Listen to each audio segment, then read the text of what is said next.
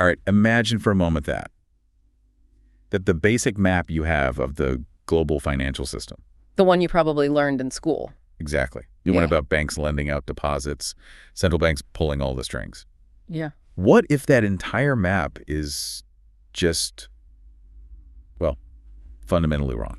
What if the whole thing, the entire global structure of wealth, isn't on solid ground at all, but on this massive, fragile tower of IOUs, promises? And these promises are constantly at risk of collapsing. That's not some hypothetical. It's the operational reality we're in. We're talking about a world where basically every dollar, euro, or yen you hold, unless it's physical cash in your hand, is a credit claim. Not a final asset. Not a final asset, and that very fragility is the engine of financial crashes. Understanding that is the key to, well, navigating the next decade. And that is exactly the revolutionary map we're using today. We are doing a deep dive into the layered money framework. Right. Popularized by the financial researcher and professor Nik Bhatia in his really seminal book, Layered Money, from gold and dollars to Bitcoin and central bank digital currencies. Yeah, it's a fantastic read. It really is. I mean, Bhatia uses his background trading U.S. treasuries and taking finance to just strip away all the jargon. He gets rid of the complexity of money markets, of central bank operations,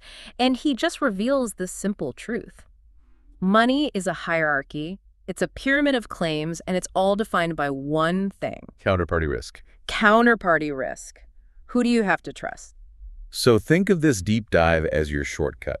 We're going to make some really complex monetary science approachable. We're giving you the blueprint for why financial crises happen, and maybe more importantly, what asset is positioning itself to become that ultimate, unshakable base layer for the future. And this isn't just academic. This is essential knowledge for preserving wealth, especially now when global finance is standing at this massive crossroads. Okay, let's unpack this core idea, starting with the image itself. Bhatia insists that money exists in a strict hierarchy, and he pictures it as a pyramid. Yeah, and I love that he flips the usual image. You know, the inverted pyramid that always looks like it's about to topple over? Right, the unstable one. He turns it upright, so it's proper pyramid. Wow. And quality is measured by how close you are to the top, to the apex. A vital shift in how you visualize it. It is, because his framework ranks monetary instruments by their superiority. The best, the safest money is at the very top, layer one. The quality of everything else is just. It's determined by its distance from that base. So let's talk about the layers. We have two main types of money in this structure. Layer one. That's what Bhatia calls outside money. Exactly. Layer one is the pure fundamental base asset. It is final settlement. It holds zero or near zero counterparty risk. And just to be clear, counterparty risk is what exactly? It's just the risk that the other side of your deal, the person or the institution, fails to pay you back, that they default on their promise. So if I'm holding a physical gold coin in my hand, I don't need to trust a bank or a government to make it good. It just is. That's it. That's outside money. It's a pure asset, not a liability on someone else's balance sheet. Historically, that was gold. Simple. You hold the gold, the transaction is settled. Okay, so that's the apex. Layer one. What's sitting underneath it? Layers two and below. And this is where almost all global wealth actually lives. This is the credit layer. The entire credit layer, sometimes called inside money. These layers are all liabilities. They're IOUs. They're promises to pay you that first layer money. And they're issued by an intermediary, like a bank or a government. Right. Layer two might be the central bank. Layer three is typically your commercial bank. And because they're all promises, they all carry counterparty risk. Let's make this really concrete for everyone listening. A simple, modern analogy. If layer one is, say, the cash I physically have in a safe at home, what are layers two and three? That's a perfect analogy. So yeah, layer one is the cash in your safe. Okay. Layer two might be a government bond or even the physical currency itself that was issued by the central bank. It's a promise, but it's backed by the state, so it's highly trusted. Still a promise, though. And layer three? That's your checking account, the money in your bank. It's just a claim against that private commercial bank. Which is itself built on the central bank's layer two promise. Which used to be built on the layer one gold. Yeah. Exactly. The further down you go, the more layers of claims there are, and the more trust you need in that whole chain of intermediaries. So the $10,000 sitting in my savings account, it isn't actually $10,000. Not really. It's a layer three credit claim against my bank. Its safety depends entirely on my bank's solvency and, I guess, government deposit insurance up to a point. That is the paradigm shift this framework gives you. You are an unsecured creditor of your commercial bank. The risk is measured by how many entities stand between you and the real final settlement asset at the top. And this is where it gets really fascinating, because this layered view completely changes how we should think about financial crises. We tend to think of a crash as something, toppling over, collapse. Bhatia says a crisis is actually people running up. That's the critical insight. It's not things falling down, it's a flight up. Systemic risk is really just a sudden, sharp loss of confidence in those lower layers. And when that confidence breaks, Everyone panics.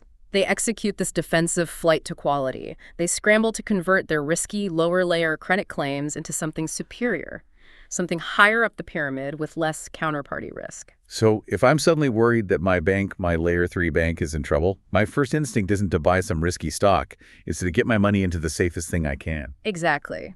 For an individual, that might mean literally going to the ATM and pulling out physical cash, which is layer 2. Right. For a huge hedge fund, it means dumping everything and buying U.S. Treasury bills, which is the modern fiat system's layer 1. Think about 2008, the great financial crisis. A perfect example. It was a complete loss of confidence in the entire web of private credit.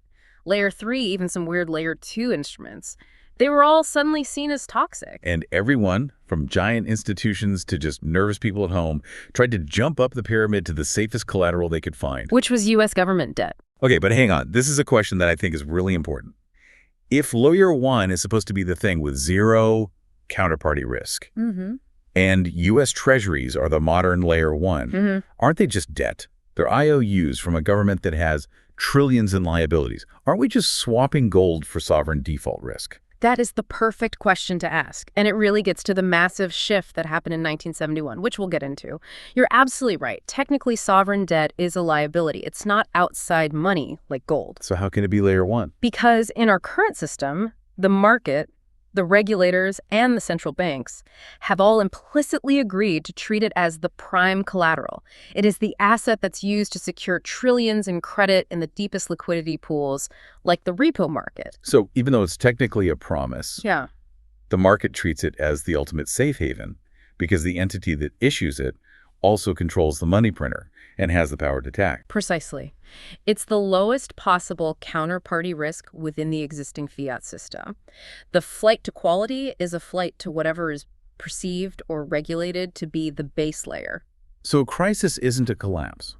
It's a sudden vertical rush where the demand for safety completely overwhelms the supply of that prime collateral. And that's what causes the liquidity squeezes and the wild volatility. It's a stampede into a very small room.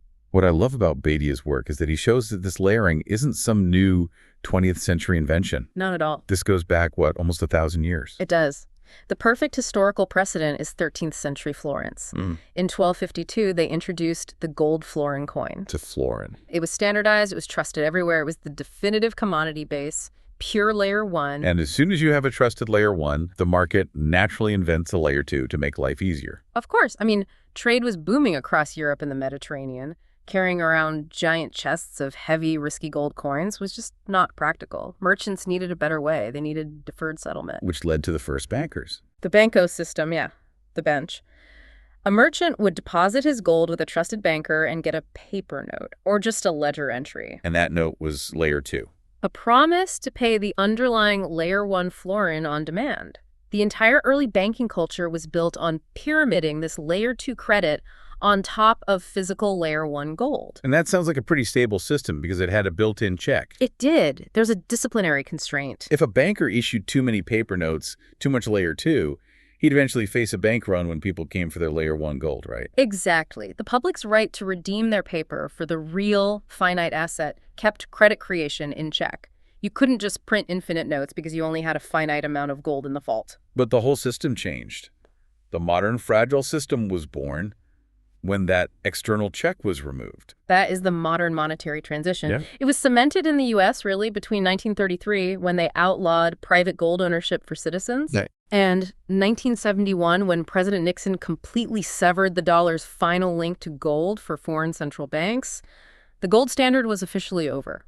So by eliminating public access to the external layer 1 asset, gold, the government essentially took over the base layer. They nationalized it. The base layer completely morphed from external finite commodity to an internal, theoretically infinite sovereign liability. Central bank reserves and U.S. treasuries. Correct. And these are not scarce commodities. They are debt instruments, promises, issued by the state. Which means the fragility isn't just about a few bad banks anymore. It's structural. The entire foundation of our global financial system is now debt. Debt that has to be constantly serviced and rolled over. And that right there is why the U.S. dollar system is so entrenched. Despite all its flaws, it's not just the size of the U.S. economy. It's the fact that the entire, $300 trillion global credit structure uses U.S. treasuries as its foundational collateral. You can't just unplug that overnight. Replacing that layer one is not just a monetary project. It's a geopolitical mega project.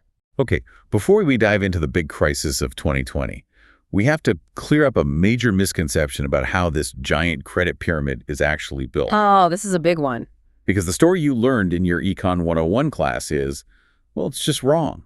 We have to kill the myth of the money multiplier. Yes, absolutely.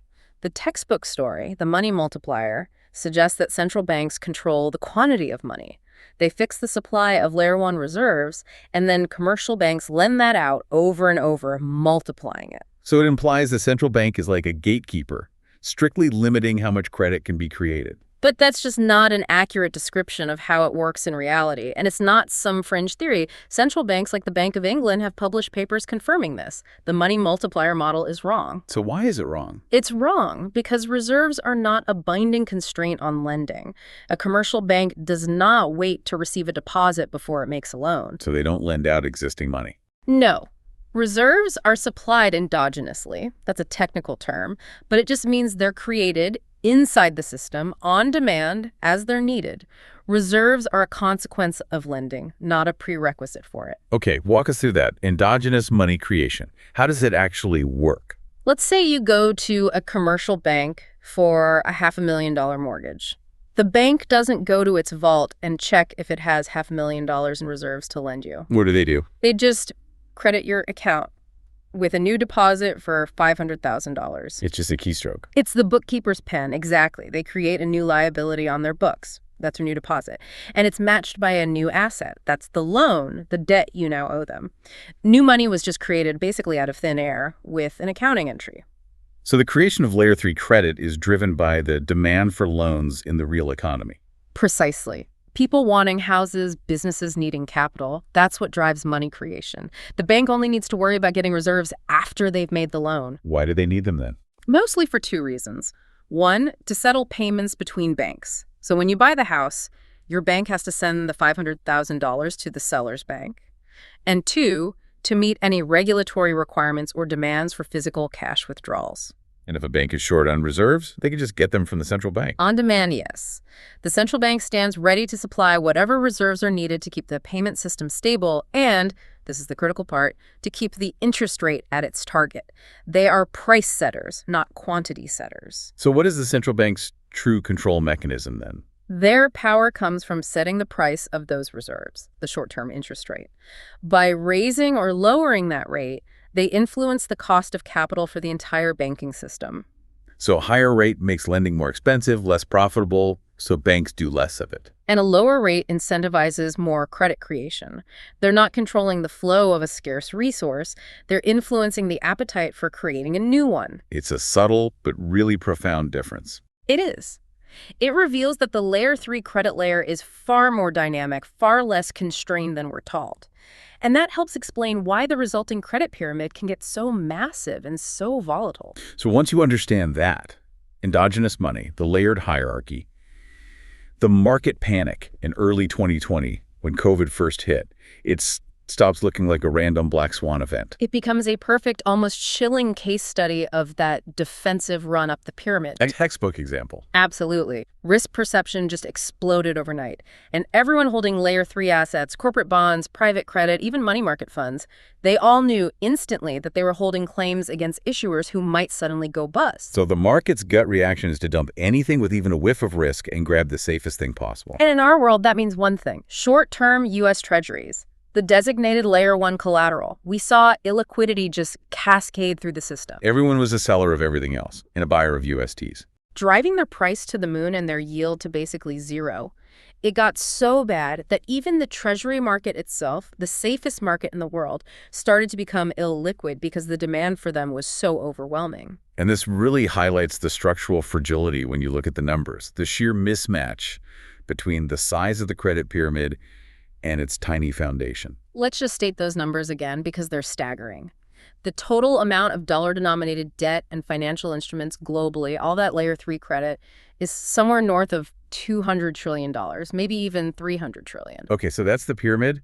Now what's the base? The supply of truly safe, liquid Layer 1 U.S. Treasuries is around $30 trillion. So that's almost a 10-to-1 ratio. At least. For every $10 of credit out there, there's only $1 of universally accepted, risk-free collateral to back it up in a crisis. It's like an insurance company with $300 billion in policies and only $30 billion in the bank. It only works if everyone doesn't try to file a claim at the same time. And the scary part is, most of that $30 trillion in treasuries is already locked up, held by foreign central banks, sovereign wealth funds, the Fed itself.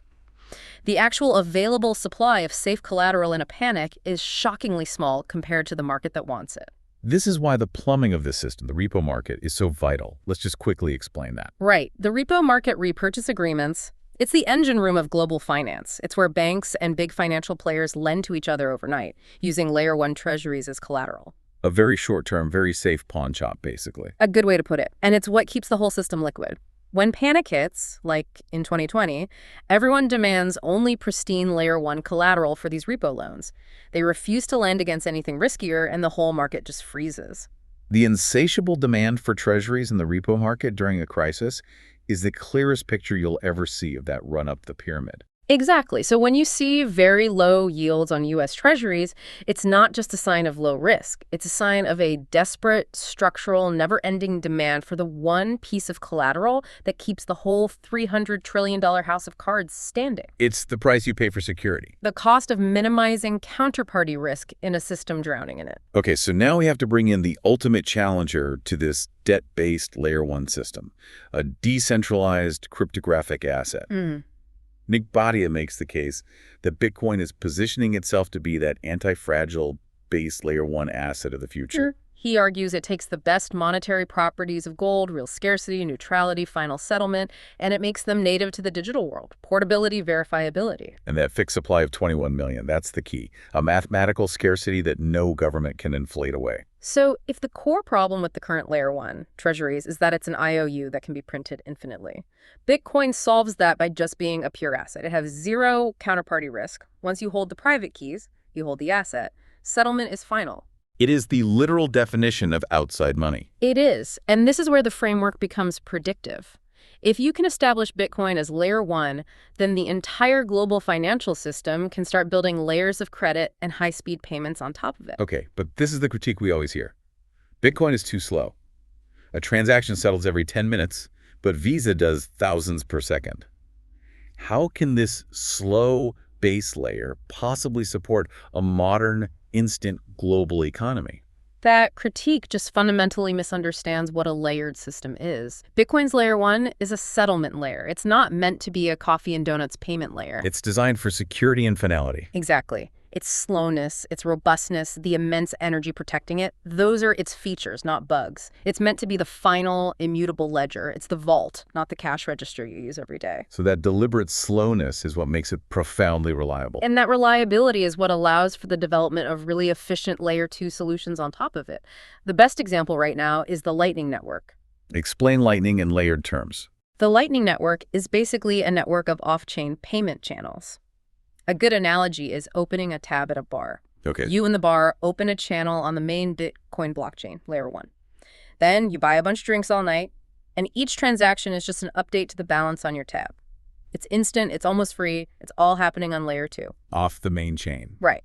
Only at the end of the night, when you settle up the final tab, is one last transaction recorded back on the main Layer 1 blockchain. So you get the speed and low cost for everyday transactions on Layer 2, but with the ultimate security and final settlement of Layer 1. That's how you do it. Yep. That's how you get instant, high-volume global commerce built on an unshakable, decentralized base. Bitcoin Core doesn't need to be Visa. It needs to be the foundation that the future Visas of the world are built on. So the future monetary contest isn't just fiat versus crypto. No. It's a battle between two competing Layer 1 foundations. One is based on centralized sovereign debt treasuries and their digital cousins, CBDCs, and the other is based on decentralized cryptographic finality Bitcoin. Which one wins will determine the future of risk, wealth, and, well, political control. Okay, let's bring this home. The layered money framework isn't just a cool theory. It has immediate, practical takeaways for how you should be thinking about your own finances. Absolutely. Takeaway number 1, assess your counterparty risk. Yes. Start by just being clear about what you actually own. Recognize that most of what you think of as money, the number in your bank account, is a Layer 3 credit claim. It's a promise from a private company. A promise. And even if you have deposit insurance, that's really just for isolated failures. In a true systemic crisis, you are exposed to the solvency risk of the entire system. It goes beyond just bank deposits, right? What about money market funds? A lot of people see those as being just as safe as cash. That's a crucial example of Layer 3 risk that looks like Layer 2 safety. Money market funds invest in things like commercial paper, short-term corporate debt, Pure credit claims. and their whole model is based on always being worth $1 per share. But when the value of their underlying assets falls, like in 2008 when the Reserve Primary Fund broke the buck, it causes absolute panic. So Bhatia's framework forces you to ask a really basic question. Am I holding a credit claim or am I holding a base asset? That is the single most important distinction for wealth preservation. Moving your capital up the pyramid into things like physical gold or direct ownership of T-bills or self-custodied Bitcoin, that's a conscious decision to shed counterparty risk. Okay. And that's the risk that kills you in a crisis. Okay, second takeaway. We need to understand the strategy behind central bank digital currencies, CBDCs. Right. They're not just a cool new tech product. They're a defensive political move. A direct response to the fragility that the layered money framework reveals. Exactly. A CBDC is essentially a digital version of cash, a direct Layer 2 liability of the central bank. So its main purpose is to manage that flight to quality within their own system. That's the goal. If a bank run starts, instead of people pulling out physical cash or trying to buy scarce treasuries, the central bank wants you to convert your shaky Layer 3 bank deposit into their safe Layer 2 CBDC. It keeps the capital from leaving their control. And it prevents panic from blowing up the private banking system. But the real question for all of us is about the design. Will they be freedom currencies or tools for surveillance and control? That's the million-dollar question. I mean, look at China's digital yuan. It's programmable money. Every single transaction can be logged, monitored, even given an expiration date. That opens the door to some pretty radical monetary policy, like instantly imposing negative interest rates on everyone to force them to spend. So you have this huge contest shaping up between two types of digital money. A decentralized Layer 1, like Bitcoin, that maximizes individual sovereignty, and a centralized Layer 2 CBDC that maximizes state control. You have to pay very close attention to how these things are built. All right, third takeaway. We need to leverage the current regulatory environment, which is actually surprisingly accommodating in some ways. It is. Bhatia points out that key U.S. institutions are already starting to acknowledge Bitcoin's role. The IRS treats it as property, like gold. But more importantly, the OCC, the Office of the Controller of the Currency. They regulate the banks. Yes, and they've given banks the green light to use public blockchains for settlement. That is a quiet but massive regulatory win. It basically legitimizes these decentralized rails as potential infrastructure for the whole financial system. And that leads to Bhatia's advice for the U.S. government. Instead of fighting this, embrace it. Make the U.S. the home for Layer 1 Bitcoin adoption. What would that even look like? It means clearing the path for banks and financial institutions to start running parallel balance sheets. One in dollars, one in Bitcoin. Let them get comfortable with it, build liquidity around it, get operationally ready for a world where this neutral cryptographic Layer 1 exists alongside the dollar. It's how the U.S. stays dominant as the system evolves. Okay, this last takeaway is maybe the most counterintuitive one. Yeah. And it's about Bitcoin's insane volatility. Bhatia's take is that the volatility isn't a bug, it's a feature. It's part of its immune system. Yeah. He sees the network as this evolving organism. And the wild boom and bust cycles, those gut-wrenching 80% drops, they are strategically vital for its long-term survival. How does being so unstable protect it? The volatility acts like a throttle. If Bitcoin's price just went up in a smooth, straight line from $1 trillion to $100 trillion, It would provoke a massive coordinated attack. an immediate, aggressive global ban from every central bank and government. They'd move to crush it to protect their fiat monopoly. So the volatility keeps it just under the radar. It makes it look more like a weird speculative asset than an existential threat that they have to deal with right now. Exactly. And the time that's bought during those long crypto winters, the periods of consolidation, that's when the real work gets done. The technology entrenches itself, the Lightning Network gets built out, institutions create on-ramps, the network effect grows. So that by the time governments finally decide they can't ignore it anymore? The network is too big, too decentralized, and too deeply embedded in the system to effectively kill. It's a slow-motion revolution, and the volatility is the camouflage that's protecting it. So today, we have completely redefined your financial map using Nik Bhatia's layered money framework. We saw how global finance really works as a hierarchy of credit claims. We moved from the simple commodity base of the gold florin all the way to the complex, debt-backed sovereign liability base of the modern U.S. dollar. We learned that money is created by credit demand, and that every financial crisis is really a desperate defensive scramble up that monetary pyramid, searching for the very scarce supply of Layer 1 collateral. And the future monetary contest is now crystal clear. It's between the centralized sovereign base, USTs and CBDCs, and the decentralized cryptographic base, Bitcoin. Knowing this helps you position yourself for what is going to be an absolutely monumental monetary shift. And here's one final thought for you to take away and really chew on. It's the ultimate prisoner's dilemma, and it's facing every central bank in the world right now. Okay.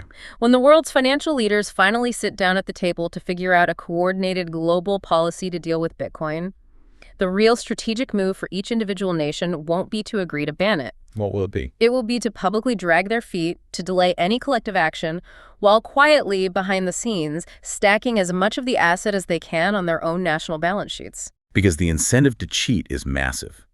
The first nation to fully embrace and leverage the new, non-sovereign base asset gains an incredible strategic advantage in the world to come. And that is the knowledge that changes everything.